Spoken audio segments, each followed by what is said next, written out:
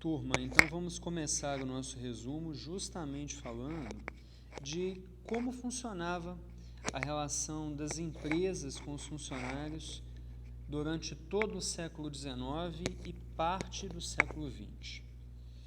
Vocês vão se recordar que a gente discutiu que no século XIX, parte do século XX, os funcionários, principalmente das indústrias, não tinham nenhum tipo de benefício, absolutamente nenhum benefício que a gente possa imaginar nos dias atuais existiu naquela época. Vocês vão se recordar que a gente citou expedientes de 7 dias contínuos de trabalho, sem férias, com carga horária de até 16 horas por dia, sem ticket, qualquer benefício de saúde e pagando bem pouco. Tá? Essas eram as relações trabalhistas do começo de todo o século XIX e também do século XX. Da mesma forma, você fez uma comparação assistindo um trecho do filme Tempos Modernos, dirigido e estrelado pelo famoso ator Charlie Chaplin. Nessa cena que está aqui na tela, uma série de trabalhadores está chegando para mais um dia de expediente e logo depois há uma mudança de câmera, onde mostra os mesmos trabalhadores sendo substituídos na imagem por ovelhas. A gente discutiu que essa é uma clara ironia do Chaplin, dizendo que os trabalhadores da época eram vistos como animais. E aí a gente pode recordar que eram vistos como animais porque havia uma vigilância constante.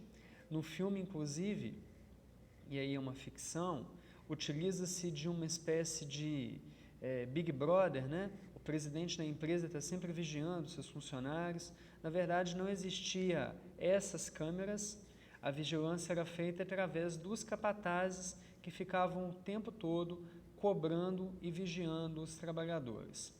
A comparação com os animais também se faz através dessa cena, em que o personagem do Charlie Chaplin, ele testa uma máquina que era para substituir o horário de almoço dos funcionários. As mãos dos funcionários ficavam livres e essa máquina colocava comida na boca dos mesmos, impedindo que eles parassem para tirar o horário de almoço ou de lanche, permitindo que a produção fosse maior. Isso também não existiu. Obviamente que essa máquina ela não existiu. O que existiu foi uma crítica, uma ironia ao fato dos trabalhadores nem terem tempo para poderem se alimentar. Né? Era um tempo muito pequeno, cerca de 15 minutos apenas. E a gente também traçou uma outra comparação desses mesmos funcionários como sendo máquinas. Essa imagem é uma imagem que eu nem trabalhei com vocês exatamente essa imagem durante a aula, não, mas ela aborda o próprio personagem do Charlie Chaplin como uma engrenagem de uma das máquinas. É porque justamente era isso que os funcionários eram, apenas engrenagens dessas máquinas. Dessa forma, eles poderiam facilmente ser substituídos e não precisavam parar para descansar, já que a gente sabe que a máquina não tem essa necessidade de parar para descansar. E eles não paravam mesmo, trabalhavam continuamente a semana inteira, até 16 horas por dia, da maneira que a gente já discutiu. Obviamente que esse desgaste provocava uma série de doenças físicas e também mentais nesses trabalhadores, que se ficassem doentes nessa época da história, no Brasil e também em boa parte do mundo, não existia nenhum tipo de proteção trabalhista. Então ele ficava doente, ele não ia para nenhum auxílio-doença como existe hoje em dia, não. Ele ficava impossibilitado de trabalhar e aí ia passar necessidade, obviamente, se não tivesse mais essa condição de trabalho. E era muito comum funcionários deprimidos, com estafa mental, e alguns até chegavam a enlouquecer, como a gente viu. Obviamente que todo esse cenário, durante algum tempo, levou a um grande questionamento dos funcionários e as primeiras greves surgiram após isso, os primeiros questionamentos, o que fez com que as empresas tivessem posturas diferentes no tratamento de seus funcionários. Num primeiro momento não melhorou muita coisa não. As mudanças foram bem graduais, bem paulativas. Mas com o passar do tempo, essa situação de revolta dos trabalhadores acabou levando a uma melhoria. A gente ilustrou isso na aula com um exemplo aqui no Brasil, na década de 50, já com o Getúlio Vargas, da criação da CLT, na qual uma série de leis protetivas ao trabalhador foram criadas. O cenário hoje é um cenário muito mais interessante para nós, trabalhadores, há uma proteção muito maior, há uma série de benefícios, né, que não existiam na época, o que tornou a relação trabalhista muito mais justa para as duas partes. Tá? Então, a gente começou num primeiro momento discutindo como é a relação das empresas antigas, né? As primeiras indústrias, sobretudo, com os seus trabalhadores. A gente viu que essas melhoras elas acontecem, né? Ao longo do tempo elas foram acontecendo, mas que ainda é possível encontrar muitas empresas com resquícios dessas empresas antigas no tratamento dos seus funcionários, com excesso de vigilância, com uma cobrança demasiada, até mesmo com assédio moral dos seus trabalhadores, com uma falta de flexibilidade muito grande, ainda é possível perceber um grande número de empresas com o mesmo tipo de características, tá? Mas é importante a gente perceber que isso tem cada vez mais mudado. E aí, à medida que novas pessoas vão assumindo essas empresas com uma nova mentalidade, com uma nova forma de pensar e de agir, eles vão levando isso também para as empresas, principalmente à medida que assumem cargos de diretores, de presidência, na gestão estratégica mesmo do negócio. Um grande grupo de empresas com características absolutamente contrárias às vistas naquelas empresas ilustradas pela empresa pela qual Charlie Chaplin trabalhava e que nós conhecemos através do filme Tempos Modernos, ganham a nomenclatura de empresas modernas. Essa nomenclatura é uma nomenclatura muito importante, a gente não pode esquecer dela, porque toda cobrança que for feita na nossa avaliação sobre esse conteúdo vai tratar dessas empresas com mentalidade diferente como empresas modernas. E aí, talvez o mais importante do que vimos até esse momento foi a listagem das 5 principais características das empresas modernas. Essas características das empresas modernas são adesão constante aos avanços tecnológicos, melhoria contínua e eliminação de perdas. A empresa moderna compete no mercado internacional. Há também a busca pelo menor custo na matéria-prima e por uma maior qualidade naquele produto final, produto acabado. E há também uma maior valorização das pessoas, foi inclusive onde nós fizemos um trabalho, vocês vão se recordar muito bem, um trabalho a respeito da melhor empresa para se trabalhar no mundo, que é o Google. Vou falar um pouquinho aqui, resumindo, sobre a adesão constante aos avanços tecnológicos. Nós percebemos que as empresas modernas são empresas que reagem muito mais rápido a todas as mudanças tecnológicas, inserindo toda essa nova tecnologia em prol do seu processo produtivo ou mesmo dos seus processos gerenciais de forma geral, sem uma demora muito grande. Ela rapidamente adere às novas tecnologias, incorpora essas novas tecnologias à sua forma de produzir ou de prestar um determinado serviço, e a gente percebeu que essa é uma característica das empresas modernas. Eu até citei para vocês alguns exemplos naquela oportunidade. Recordo agora com vocês do exemplo da Miolo, que fica no Rio Grande do Sul, é uma fábrica de vinho, no qual nós vimos que hoje existem máquinas, né, que fazem toda a fermentação do vinho de uma maneira muito mais rápida do que acontecia alguns anos atrás, ou décadas e décadas atrás, onde todo o processo de fermentação ocorria em barris.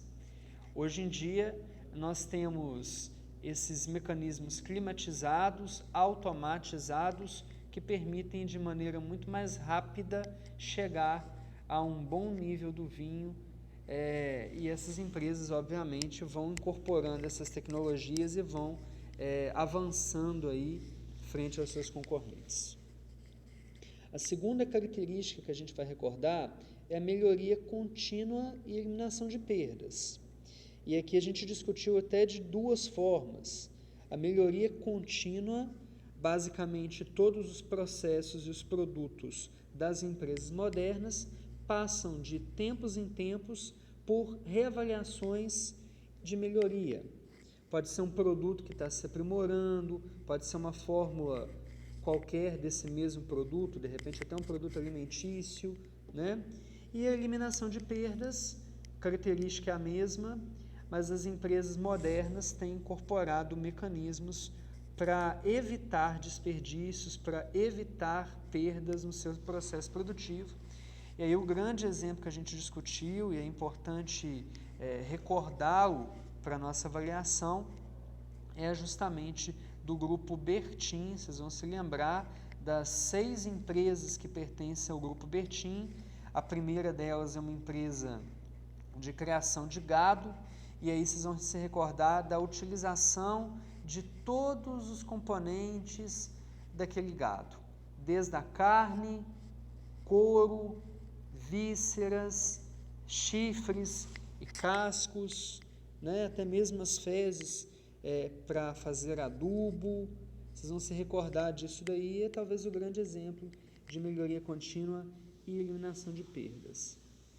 Terceiro ponto que eu quero discutir com vocês é que as empresas modernas, elas não estão satisfeitas em competir apenas no seu mercado local, e todas elas competem também no mercado internacional. Nós discutimos aí bancos de diversos países estrangeiros que estão presentes no nosso país, supermercados, redes de fast food. Então a gente discutiu que as empresas modernas, elas não se contentam simplesmente em competir no seu mercado regional, local, mas elas também competem no mercado internacional. É uma característica dessas empresas modernas. Soma-se essas 3 características: a busca pelo menor custo da matéria-prima e de uma maior qualidade nesse produto final acabado. Lembro que discuti com vocês também até o exemplo do Henry Ford, aquele empreendedor famoso que criou a marca com seu próprio sobrenome, né? A Ford, empresa automobilística, e a gente discutiu que, naquela oportunidade, sobretudo na época do modelo T, que é aquele carro que ficou característico, porque durante algum tempo ele foi produzido numa linha de montagem apenas com uma cor apenas, era a cor preta. Nós chegamos a ver isso em sala de aula também, através de um vídeo. E aí não havia uma preocupação muito grande com os custos, né? Iam produzindo, o carro ficava num determinado valor e quem quisesse comprar aquele carro ia comprar, quem não quisesse ia continuar andando a pé, andando de bonde ou qualquer outro meio de locomoção. E hoje em dia, justamente pelo aumento da competição no mercado internacional, da globalização e, obviamente, de uma maior concorrência entre as empresas, nós percebemos que as empresas modernas, elas buscam a todo custo uma redução no preço das matérias-primas para a produção dos seus produtos, e não é simplesmente uma questão de preço, pagar um preço menor. é sobretudo uma questão também de conseguir reduzir o preço de montagem, o custo daquela operação, sem perder a qualidade. Tudo isso para atender uma grande gama de clientes que hoje em dia, até pela grande oferta de concorrentes, é muito mais exigente e, obviamente, para comprar dessas empresas exige um preço acessível e uma qualidade em níveis maiores, ok? Demos vários exemplos também disso na sala, vocês podem buscar nas anotações de vocês aí para a gente não alongar demasiadamente esse vídeo. A última das características, talvez aquela que a gente tenha dado maior foco, foi a maior valorização das pessoas. E aí eu expliquei a vocês que eu dei um maior foco, na verdade, a esse tema, porque ele faz um contraponto com as empresas antigas, que, como a gente viu no início, inclusive, desse resumo, no início da nossa disciplina também, não valorizavam absolutamente nada seus funcionários. Pelo contrário, os tratavam como animais, os tratavam também como máquinas. E uma das principais mudanças dessas empresas com uma nova mentalidade, dessas empresas modernas, é justamente valorizar os seus funcionários. Não os enxergar apenas como máquinas, como objetos, como recursos dispensáveis, descartáveis, mas sim como pessoas, considerando toda a complexidade que é ser uma pessoa. O ser humano e o funcionário é o único elemento da empresa que não pode ser copiado. Fórmulas, máquinas, processos podem ser replicados, mas o elemento humano ele é incopiável. E as empresas perceberam isso. Hoje, tratam seus funcionários de uma maneira muito melhor, valorizam e fazem de tudo para que esse funcionário esteja à vontade na empresa, que ele tenha condição de produzir mais e melhor, mas se sentindo bem fazer isso. E aí a gente discutiu as melhores empresas para se trabalhar no Brasil e no mundo, e foi onde nós demos um grande espaço também ao case da Google, né? O estudo de caso da Google, na qual a gente fez uma atividade. Obviamente que tudo que a gente discutiu também se faz relevante para a nossa avaliação. Tudo bem? Então, as principais características das empresas modernas são adesão constante aos avanços tecnológicos, melhoria contínua e eliminação de perdas, competição no mercado internacional, busca por um menor custo e também por uma maior qualidade e uma maior valorização das pessoas. Daí, nós seguimos para um novo tópico nessa primeira parte da nossa disciplina, que foi o home office. A tradução literal do home office é escritório em casa. E nós discutimos naquela oportunidade que o home office é cada vez mais utilizado pelas empresas, permitindo para os seus funcionários desenvolver determinado tipo de atividades na sua própria casa, de uma maneira organizada, estruturada, sem a necessidade de estar na empresa todos os dias da semana, o que dá ao funcionário um maior conforto.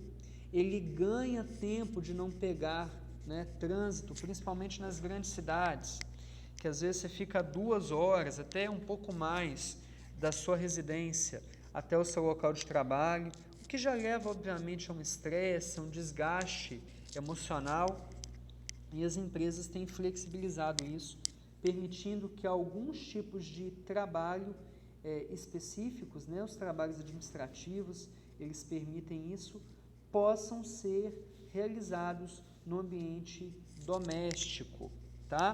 O home office ele vale tanto para você que tem uma empresa e trabalha na sua própria empresa e utiliza o espaço da tua própria residência para fazê-lo, ou mesmo se você é funcionário e tem a possibilidade de ter uma estrutura na sua casa, no seu, de repente, escritório pessoal em casa, no seu quarto, na sua sala, para desempenhar o seu trabalho em contato com a sua empresa contratante, tá?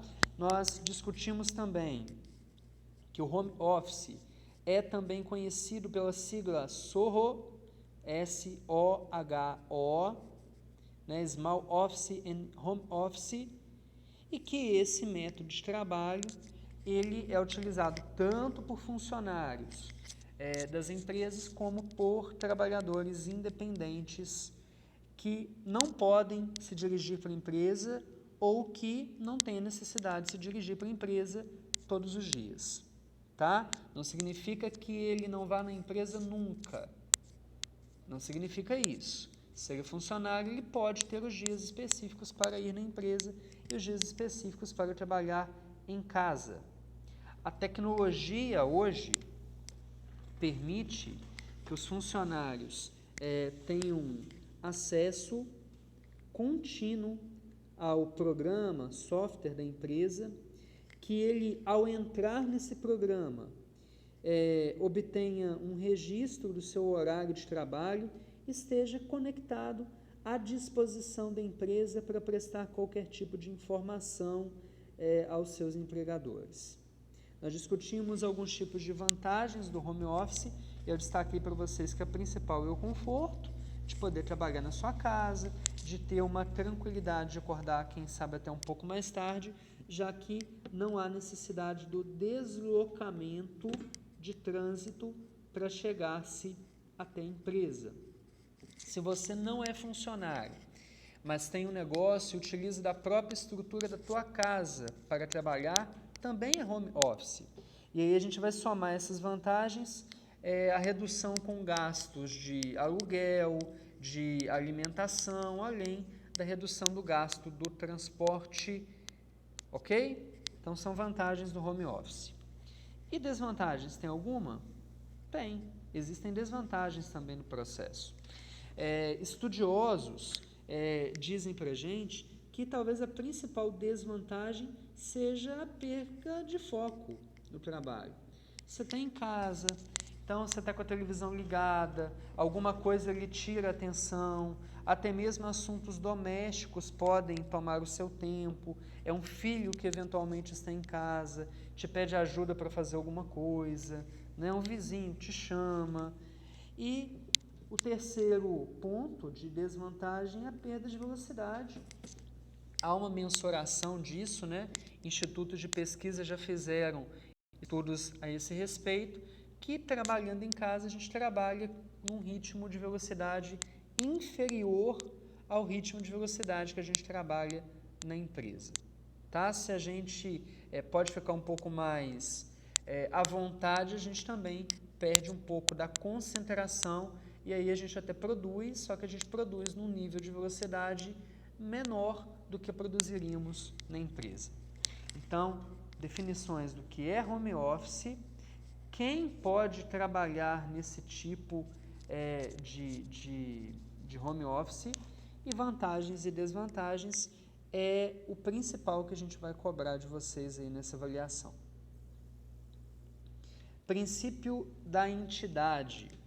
O princípio da entidade foi a última coisa que a gente viu nesse capítulo e ele é muito simples, né? Nós discutimos que o princípio da entidade ele aborda que o patrimônio de uma empresa não se confunde com o patrimônio dos seus sócios ou proprietário, tá? O patrimônio que é da empresa é da empresa. A parte que cabe ao sócio ou proprietário é o lucro, caso ele exista. Quando a gente monta uma empresa, a gente às vezes tem a ilusão de que a gente vai ganhar muito dinheiro, que a gente vai ficar rico, que a gente vai poder trabalhar a hora que a gente quiser, que a gente vai poder tirar folga durante a semana. Tudo isso está dentro do imaginário de alguém que monta a sua própria empresa. Só que há um grande risco também.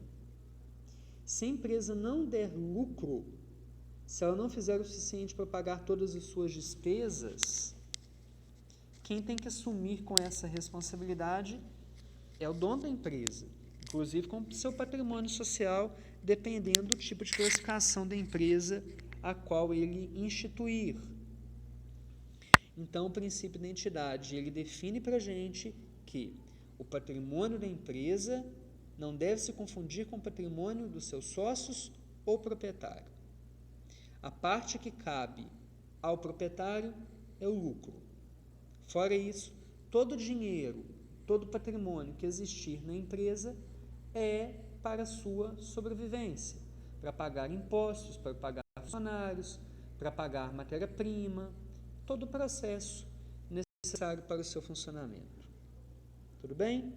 Então, é o princípio da entidade, ele é bem simples, mas é muito importante também a sua compreensão para todos nós que trabalhamos nessa área administrativa. Meninos e meninas, acho que concluímos assim o nosso resumo da primeira parte, do primeiro capítulo da nossa disciplina.